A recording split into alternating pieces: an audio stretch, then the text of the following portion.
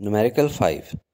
A mass at end of spring describes simple harmonic motion यानी कि to and fro motion with time period 0.4 seconds. Find out acceleration when displacement is 0.04 metre.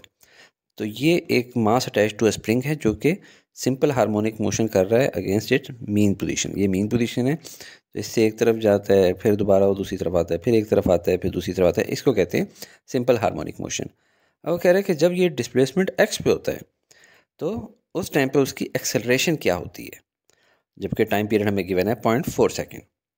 तो इसके लिए मैंने आपको एक derivation सिखाई हुई थी circular motion and simple harmonic motion की.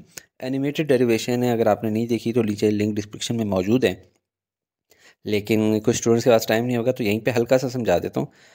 एक्सेलरेशन जो ये आता है इस कंपोनेंट का, ये आपको बता दूं, ये पॉइंट है जिसकी प्रोजेक्शन इधर आ रही है इस लाइन पे, डायमीटर वाली लाइन पे.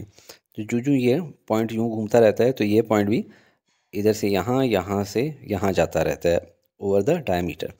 तो ये ऐसे ही समझ लें कि जब ये इस पॉइंट पे है तो इसकी एक्सेलरेशन क्या होगी, वो होगी -ω²x. ये कैसे आया हल्का सा देखें. इसमें ये देखें, इसकी सेंट्रीपिटल एक्सेलरेशन होती है, जिस तरह सेंट्रीपिटल फोर्स अंदर की तरफ एक्ट कर रही होती है तो ये सेंट्रीपिटल एक्सेलरेशन है. और सेंट्रीपिटल एक्सेलरेशन है तो इसका जो एक्स फैक्टर है या एक्स कंपोनेंट है, ये देखें, ये वर्टिकल कंपोनेंट AY, ये हॉरिजॉन्टल कंपोनेंट AX. अगर इसको रिजॉल्व किया जाए तो AX निकालना है तो क्या होगा, AC cos थीटा.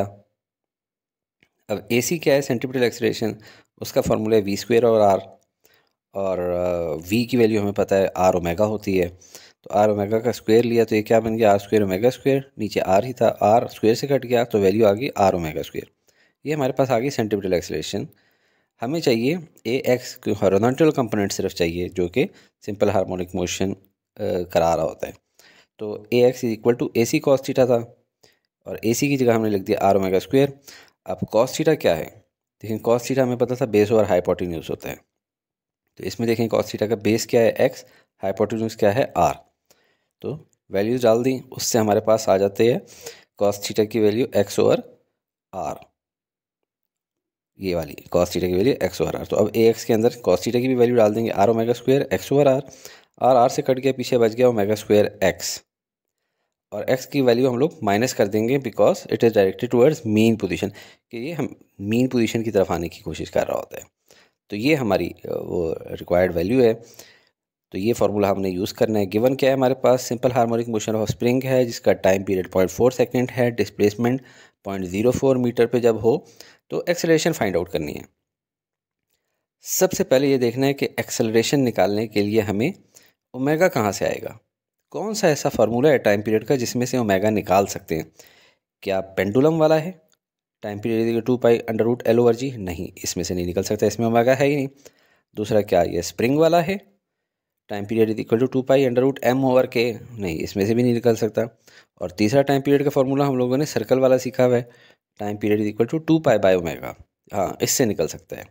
तो इसी को हम यूज़ करते हैं. और सबसे पहले ओमेगा = 2π/t, पाई की वैल्यू 3.14 डाली और टाइम की 0.4, इसको कैलकुलेट कर लिया, आंसर आ गया 15.7 मीटर पर सेकंड स्क्वायर. नहीं, क्योंकि एंगुलर वेलोसिटी है, रेडियन पर सेकंड स्क्वायर.